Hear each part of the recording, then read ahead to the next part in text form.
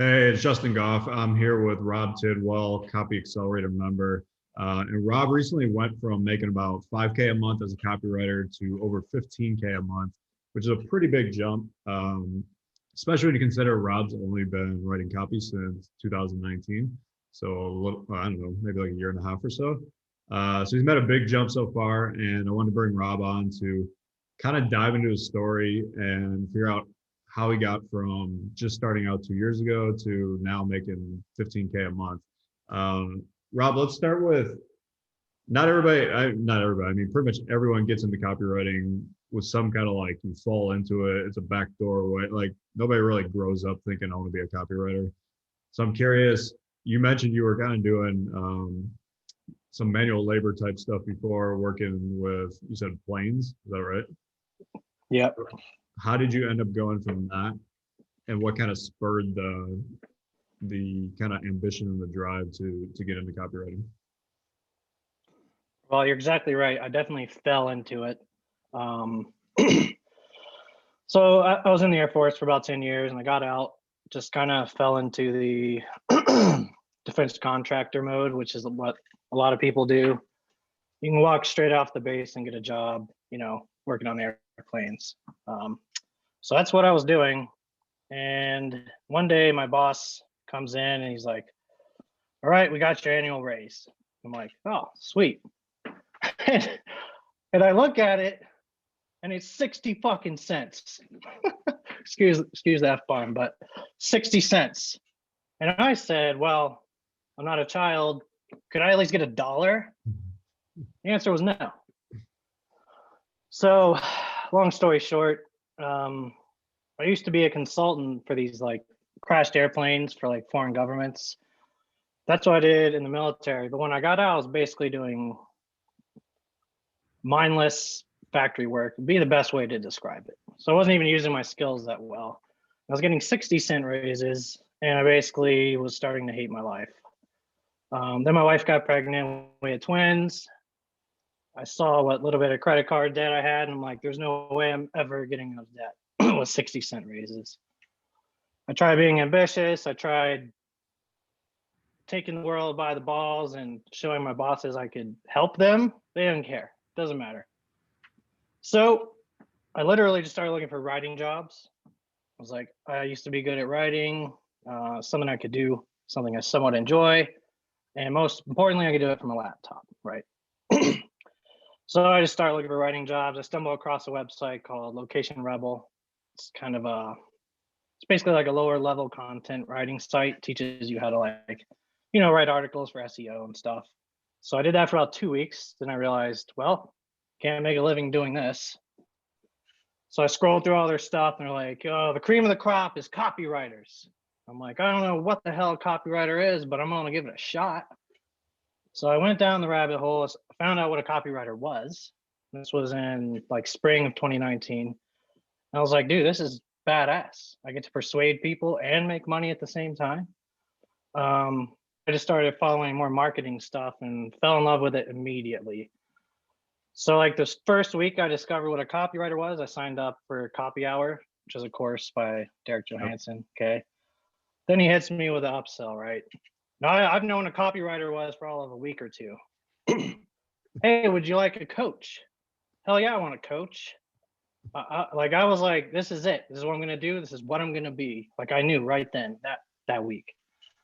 So I went and signed up for the coaching program after I got over the price shock. So I hired right away coaches to get me from absolute like garbage to figuring out what the hell's going on, right? So Mike Abramoff, who's now actually coaching the mastermind, was one of those coaches, and Austin Lee. So that's how I got started. I'm curious, that first kind of week that you did Copy Hour, what was that process like for you, having no knowledge whatsoever of copywriting? What was that? Was it just kind of like overwhelm? Was it just trying to keep your head above water kind of thing? It was overwhelming, but I just had this mantra, like one foot in front of the other. It's definitely overwhelming. Like I didn't know what the hell's going on. Hand copy this stuff. I was getting up at 3:45 to do it before work. So I just didn't have time. And at the time, my wife was a full-time student at the local university. So I take care of my kids at night, work in the day, do my copy hour stuff before work, which was fucking exhausting. Okay. But I was at my wit's end. I could not work at this job anymore. And I decided this is important. I was not going to take a sideways job because I could have easily done that in the same industry. But that was not what I was doing. So yeah, I was overwhelmed, but I just said, this is what I have to do this. I have to. And then when I put the money in, right, it's like, well, I better make that money back. So there's Right. a fire under my ass. Nice. I'm loving this. So how long was it after you started Copy Hour until you landed your first, let's say, paying kind of copy gig? It was about 2 to 3 months, roughly. Okay. Now, when I say copy gig, I got paid $50 an email to write 3 emails. Okay, that was my first gig. Which to this day, I figured out way back then how to leverage. I was leveraging my coaching. I leveraged the mastermind. Now I'm like, yeah, I'm good, but you're getting it reviewed by these other people. I've been doing this the whole time. Anyway, so it was only a couple of months, but after that, I never really picked up steam. Like, I did have a client I was working with for several months, and honestly, I just wasn't making that much money. So I knew I needed to level up, and I kind of started getting involved with Stefan and you, and that's where it started picking up. Nice. So I'm curious, was there kind of like a breakthrough moment that you started making enough money that you could quit the job? Like how did that all end up happening? So I just reached, this is random, this is really random, but I was on Facebook one day and one of our groups, some copywriting group, and I saw a post by this dude, Jake Randall. And I don't even know, I accidentally like hovered over his name and saw that we live in the same area. So I literally said, let's chat. And we met one day, for breakfast. And I hit him up a couple of months later, and he wanted somebody to take over his copy. He's a CEO and he was writing copy at the time. So he offered to let me take over all his copy stuff. And that's when I quit my airplane job. And then like a few weeks later, I joined your mastermind. So Oh, wow. that's when quick. Yeah. Oh, it was, I mean, I tell everybody, I was terrified. Like, I was terrified, but I knew it was the right thing. I was thinking long term. Short term, I was scared. Yeah. So when you were I'm not gonna starting, lie about that. I'm curious, when you're starting out, what were you writing for him? Was it just kind of everything? Was it emails, sales pages, everything? Honestly, everything. It started off mostly emails, but I'd already had experience writing landing pages and shorter-ish sales pages. So now there's not really one specific thing. And I spent a very short time focusing on just writing emails, but really I just kind of started because one of my first clients wanted me to write these landing pages for a bunch of his products. So I just started. So Right. I kind of just do it all. Nice. So let's talk about, mid 2019 is when you got started. Early 2020 is when, was the Vegas event that we had, was that the first event of ours that you came to, or did you come to the Austin one too? No, I had major FOMO about the Austin one, but I was not bringing in any money. I even emailed you and offered to work it, but you already had people. So yeah, I went, actually in November, I went to an event with Stefan Georgia and Ian Stanley, which is all about learning how to be a freelancer, right? Not really about writing copy. So that was the first event I went to, which honestly changed my mindset. Like, I needed that event. There was only 11 people there, right? But something else in there is all these high performing copywriters, offer owners, everybody. And it just like flipped a switch, like, damn, I don't know. I can do this. I was there with them. They treated me like a normal person. I know that sounds crazy, but I felt like an imposter being there, right? Because I'm like, I'm by far the least experienced person in this room. So from there, when you guys had your event in Vegas. I'm like, this is a no-brainer. Scrounged up the whatever $3,000 or whatever, and by the time I left, I was in the mastermind. So And I mean, that was another. Yeah, you've That done. event was a huge game changer too, because now, man, there's a couple hundred people there, right? And I'm just meeting all these folks, and it kind of blew my mind. Yeah, let's actually talk about that for a second. It's always interesting to me how the live events can really change people's perspective, especially newer people who are like, it's one of the things like I take for granted because I've just been doing this for so long that I don't really have those like, oh shit, mind blown kind of things being around people who are so successful. But for a lot of the people who are still newer, being around someone who's making 20K a month as a copywriter or 30K a month as a copywriter, or he's an offer owner and he just made 3 million this year, it kind of shatters your reality because you're just in this little bubble of like, well, here's what I think is possible. And if I could just make a couple grand a month, I'll be happy. And then you see all these other people are just crushing it. You're like, oh, what the hell? Mm-hmm. I'm curious, was that similar for you? Absolutely. Cause yeah, when I first started, I'm like, if I could make, dude, I'd love it if I can make 3 or 4 grand a month just writing copy. That would be amazing. Of course, the goalpost. Then I met these people, right? So actually, before the Vegas event, either you or Stefan put out a post or email with Scott Mills on it saying he went from this to this. So I went straight to Scott Mills and emailed. I'm like, is this true? Did you really do this? I've never talked to this guy in my life. And now he's like, honestly, one of my best friends, I swear to God, he's like a brother to me.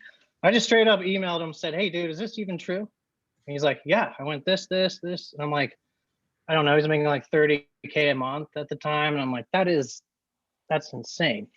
And then when you get to the event, you meet a bunch of people. It's just normal. Like, it's just normal. And so that is a mindset change. Definitely just knowing that's possible and meeting in real life, these people are doing it. They're not just some figure on the internet. You know what I mean? You're meeting them in real life. They're normal people who just found a better way to make money. So big game changer. Nice. I'm curious okay, so you were making, let's say around the event, what were you pulling in per month around that? Right around 5K a month, maybe just a little less, 4,500 maybe, something like that. Is that from mostly one like retainer client, or is it from just multiple jobs? What was that? Largely the one client, because at the time I was pouring myself into learning their business, and I was the most I ever made at the time in a month off of just copy.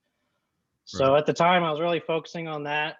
And then I went to the event shortly after, and I knew like taking this, I was like, hey man, I'm going to be working with a lot of other clients, even though I'm writing all your copy.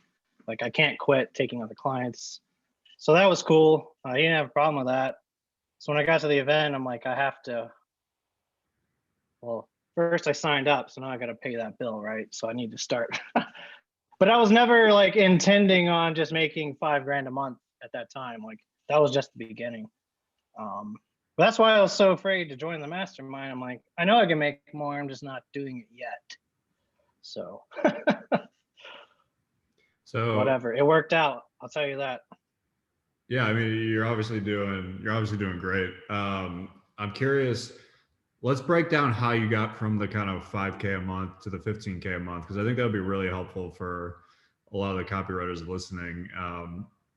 Is it a combination of more retainer clients? Is it just getting bigger projects? How did that kind of go about?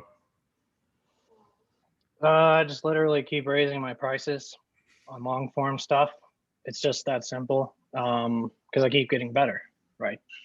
It's all about the ROI that I can provide. I actually thought at one time retainer clients were the way to go, and for some people they are. I actually don't like retainer clients. I have one that I'm cool with.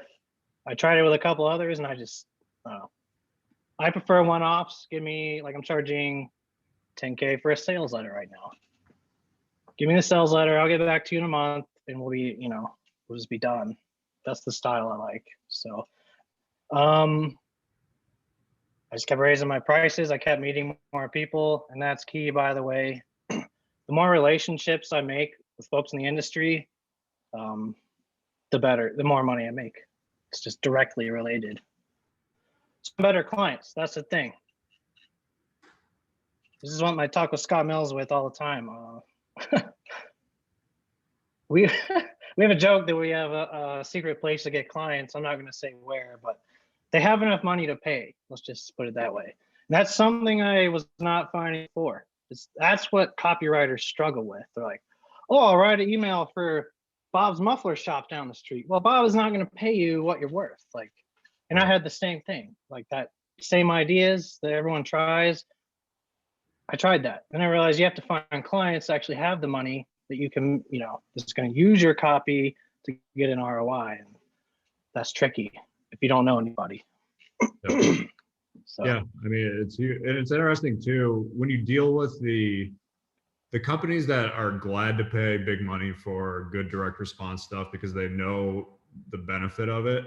The price really is not a big deal. Like, it's always interesting to me, having been on the other side running a business and paying copywriters, like when people in our group will be like, I'm charging 10K, do you think I could charge 15K for this?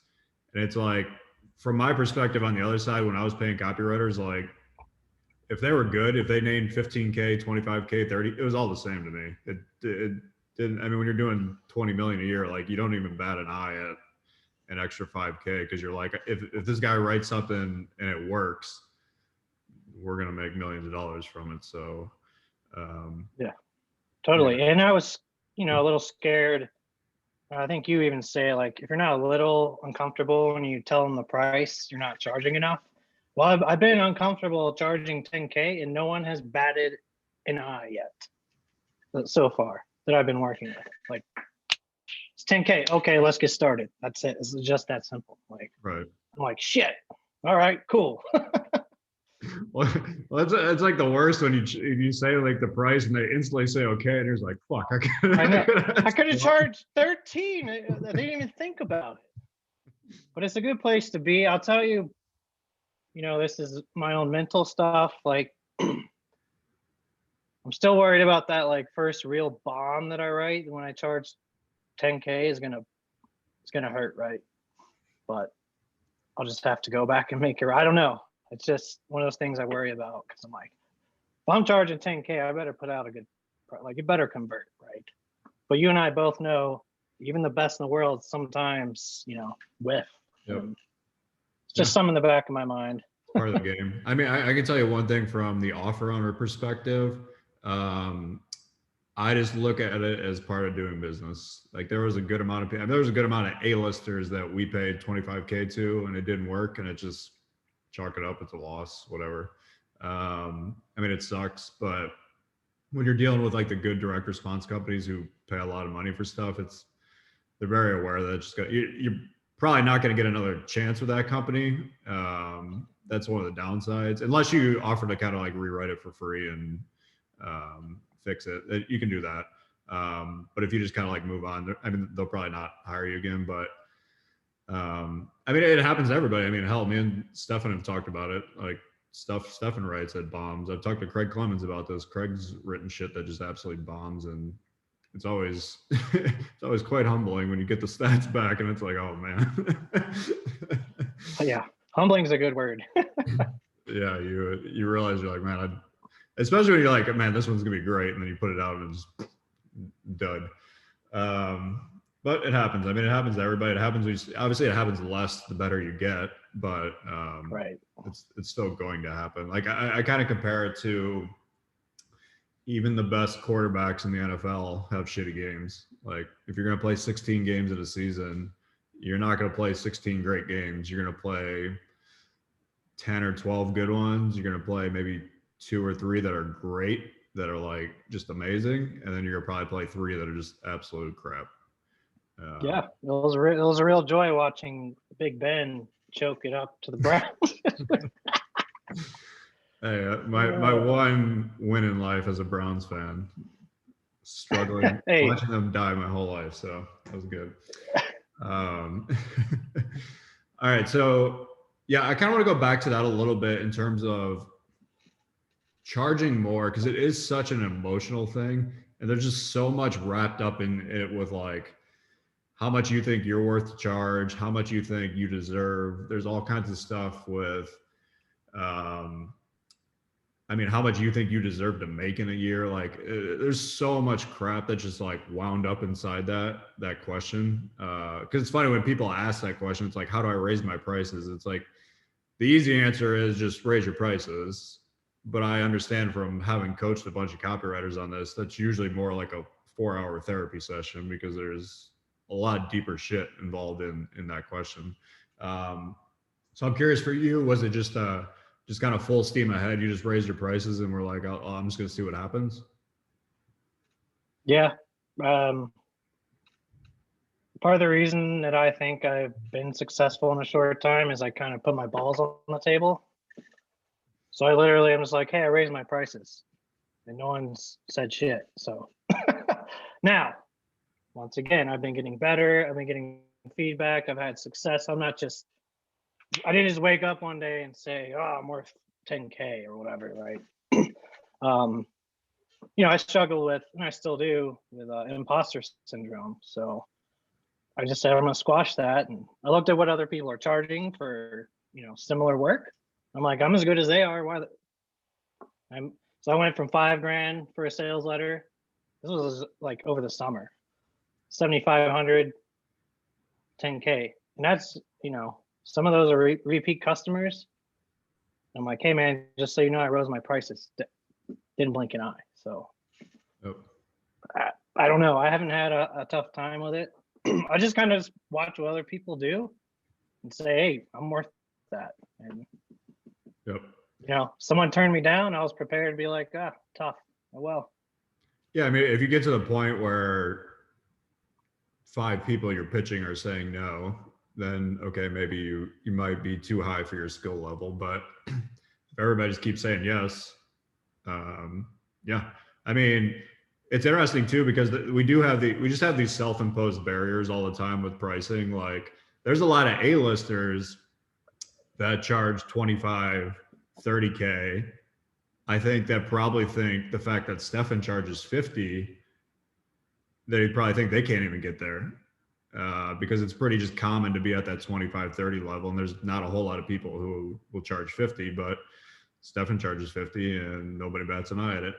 I mean, obviously, but it goes back to what you said. Like, if you're getting them results and if you're getting wins, the biggest direct response companies, that's kind of a drop in the bucket for a lot of them.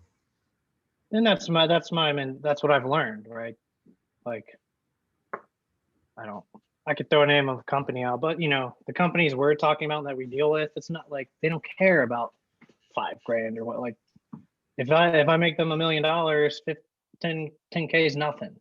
Yep. And so I just like I convinced myself of all this before I ever I think that's key.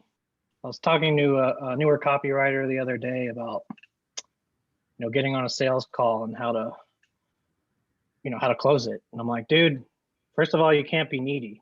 What you have to do before you get on that call, and I don't care if you have no food in your fridge, you cannot come across needy. You're not going to get the gig. I'm like, you have to convince yourself before you even get on that call that you don't need this gig. Or that's what I used to do anyway. I'm like, I don't need this. So at the time, I had the airplane job and I'm trying to get these gigs.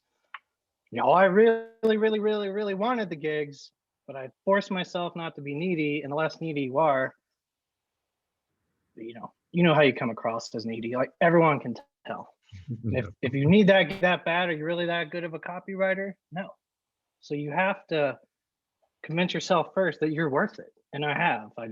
And so once I convince myself, I portray that to other people. Like, this is what I'm worth. This is what I can make you.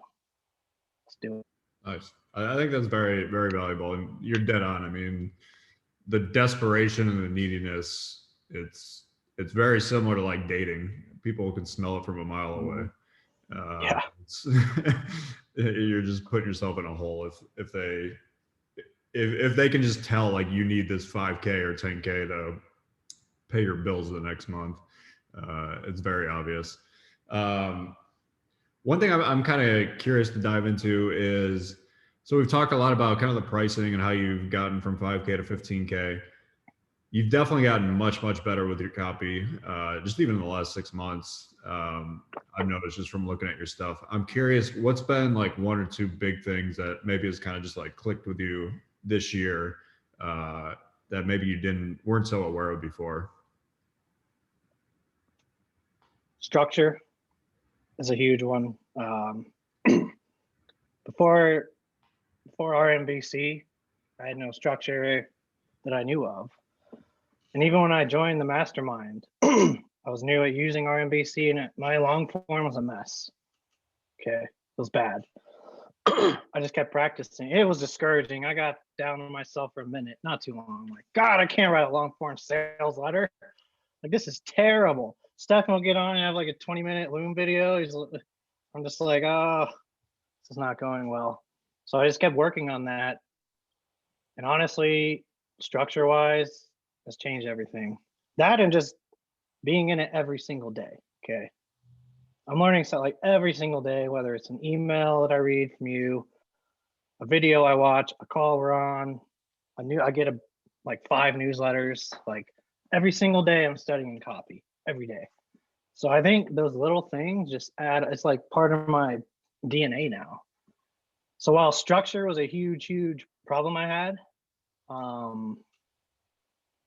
just being in it every day and just having it as part of your life has probably helped a lot.